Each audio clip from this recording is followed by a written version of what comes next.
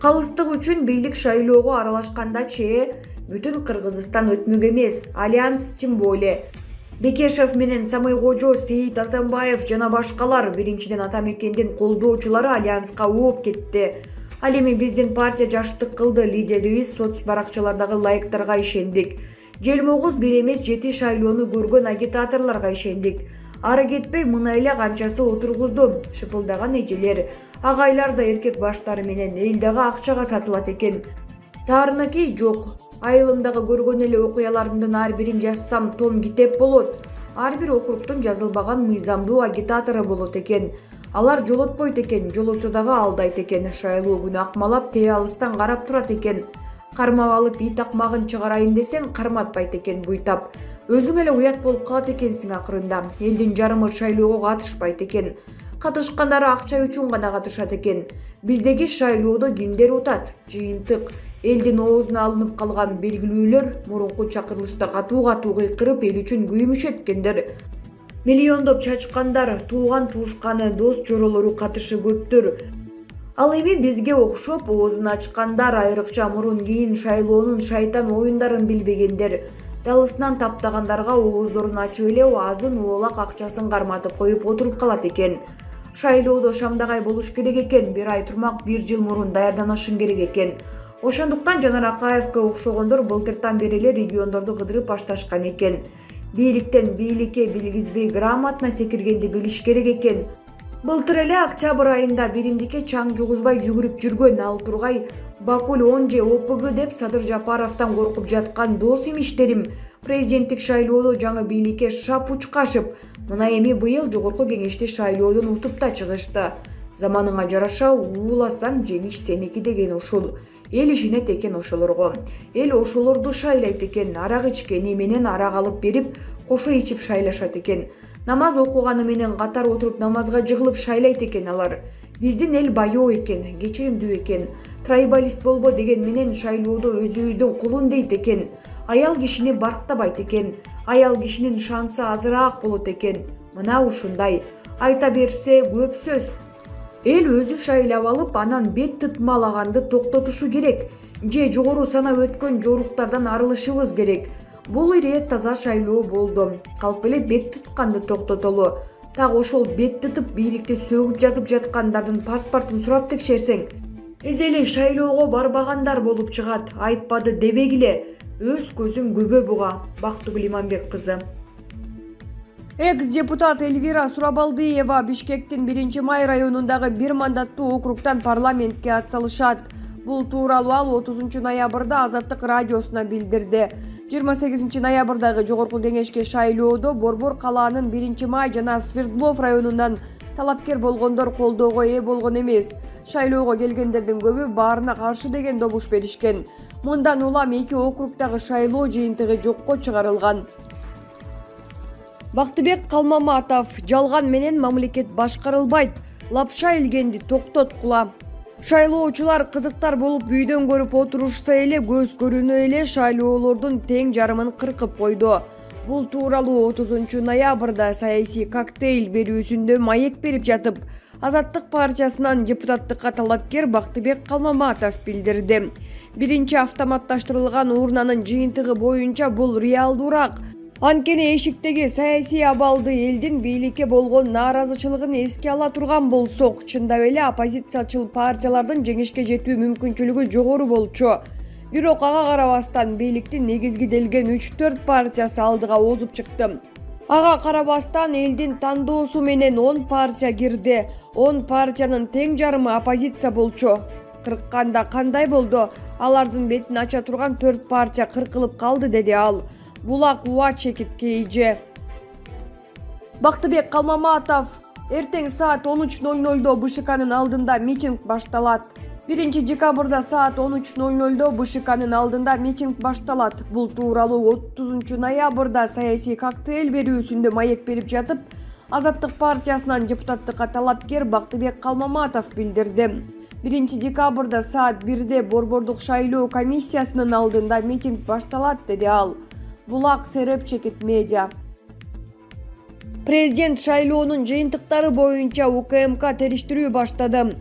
Президент Садыр Жапаров Facebook баракчасы аркылуу парламенттик шайлоого катышкан партия жетекчилерине дагы бир жолу кайрылуу жасады. Президенттин пикиринде шайлоо борбордук шайлоо комиссиясынын кетирген майда катасынан улам ишенбөөчүлүк жаратты. БШКнын адистери кетирген ката серверге эч тиешеси жок экенин дагы бир жолу тактап чыктык. Сервер берген жыйынтыктын БШКнын адиси кетирген катага эч кандай тиешеси жок. Акыркы жыйынтык кол менен санактар бүткөндөн кийин чыгат. Кол менен санакка активдүү катыш кылам. Санактар бүткөндөн кийин бюллетендерди архив үчүн сактап коебуз, деди Жапаров. Президенттин айтымында бийлик БШКнын ишине кийлигишкен жок, бирок мыйзамдуу иштөө талабын койгон. БШК да добуштарды бурмалаган жок. БШКнын адисинин шалаакылыгынан мүчүлүштүк кетти. Буга байланыштуу Улуттук коопсуздук комитети териштирүү баштады. Күнөөлүүлөрдү жоопко тартабыз. Азыр УКМК териштирүү иштерин баштады. БШКнын ката кетирген адисинин айрым адамдары менен байланышы жокпу? Мен ушундай кылып силерге митингге чыкканга шылтоо жасап берем деп алдын ала кандайдыр бир күчтөр менен келишип алган эмеспи деген сыяктуу териштирүүлөр жүрүп жатат. Жыйынтыгын УКМК өзү билдирет деп жазылат Жапаровдун кайрылуусунда. Кыргызстанда 28 ноябрда парламенттик шайлоо өттү. Анда добуш берүү аяктап, жыйынтыктар санала баштаганда БШКнын автоматташтырылган системасы иштебей калган. Бир канча убакыттан кийин кайра ишке киргенде добуштардын көрсөткүчү өзгөрүп кеткен. Бул шайлоого катышкан партиялар арасында жана коомчулукта көмөн ойлорду пайда кылды. Булак Марал ФМ чекиткейи. Эрулан Кокулов: депутаттык мандат мени өзгөртө албайт. Мени буга чейин да колдоп сүрөп келишкен, бирок ушунчалык деңгээлде деп күткөн эмесмин чынында. Бир топ талапкерлер үгүт материалдарын тарата албай аябай убарланды. Берсе албай, алса таштап салып дегендей. Мен болсо сураган үгүтчүлөргө материал жеткире албай үнөмдө бубара тарттым. Бардык жерде аябай колдоп жатыштым. Базарда, көчөдө, айылда, шаарда дегендей. Үгүт мага ушунусу менен жакты. Досторум таласта материал, кагаз, гезит сыяктууларды сурап келгендерге бербей жатат. Андан ары Токтогул нарынга барсак, элге эмне беребиз деп машинанын эшигин бекем жаап коюшуптур. Партия мен үчүн парламентке карай жөн гана инструмент. Мен Ынтымак партиясына рахматымды айтам. Ачыгын айтканда партиябыздагы 54 талапкердин 45-и мага чоочун. Мен тааныбайм дагы. Мага ал маанилүү эмес. Мен өтүп иштешим керек. Булак BBC. Дүйнөдөгү эң чоң деп аталган 225 Мрия учагы 2021 жылы 28 ноябрда Манас эл аралык аэропортуна конду. Бул тууралуу Манас аэропортунан билдирди. Маалыматка ылайык, узундугу 84 метр, бийиктиги 18,2 метр жана жайылган канаты 88,4 метрди түзгөн чоң аба кемесин дүйнөнүн бардык аэропорттору кабыл ала албайт. Мрия Кыргызстанга 3-чү жолу учуп келди. Буга чейин ал 2013 жана 2018 жылдары учуп келген. Ан 225 Мрия дүйнөлүк авиациянын тарыхындагы эң чоң жана жүк көтөрүүчү учак жалгыз гана нускада бар. Авиация майы менен толук толтурулганда 15.000 километрден ашык аралыкты басып өтө алат.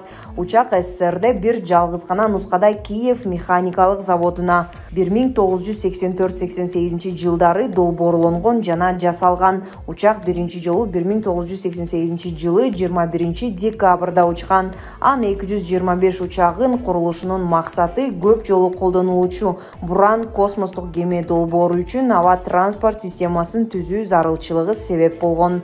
Булак Назарньюз Чекиторг. БШК сайтынан жоголгон 14% добуш. Шайлдабекова жооп берди. БШКнын төрайымы Нуржан Шайлдабекова добуш берүүнүн жыйынтыгын көрсөткөн сайтта добуштардын 14%-нын жоголуп кетиши боюнча Спутник Кыргызстандын суроосуна жооп берди. Буга чейин Боршайкомдун шайлоонун алдын ала жыйынтыгын онлайн режимде берип жаткан сайтында 14%дык добуштардын эсеби чыкпай калган. Саат 23:52ге карата жалпы пайыздык көрсөткүч 100 эмес 86,8%ды түзүп жаткан. БШКнын жетекчиси мындай жагдайдын жаралышына жараксыз чыккан бюллетендер себеп болушу мүмкүн экенин айтты. Сөзсүз түрдө жараксыз бюллетендерди эсептеп чыгыш керек. Жалпысынан АСУга 1,234,456 бюллетен түштү. Бул шайлоочулардын 33% добуш бергенин түшүндүрөт. Анын ичинен 1,115,645 бюллетен жарактуу, ал эми 9 4,62% жараксыз деп табылды. Ушул сумманы кошкондо 100%га жетет деп ойлойм, деди Шайлда Бекова. Мындан сырткары шайлоо тилкелери жабылгандан кийин БШКнын сайты кеминде 2 жолу иштебей калды. Биринчисинде партиялардын алган добуштарын пайыздык көрсөткүч менен эсептей келгенде 100 эмес 140%га чыгып кеткен. Экинчи учурда АСУдан түшкөн добуштарды көрсөтүп жаткан сайт маалымат бербей жабылып калган. Булак Назар Ньюс, Чекиткейчи.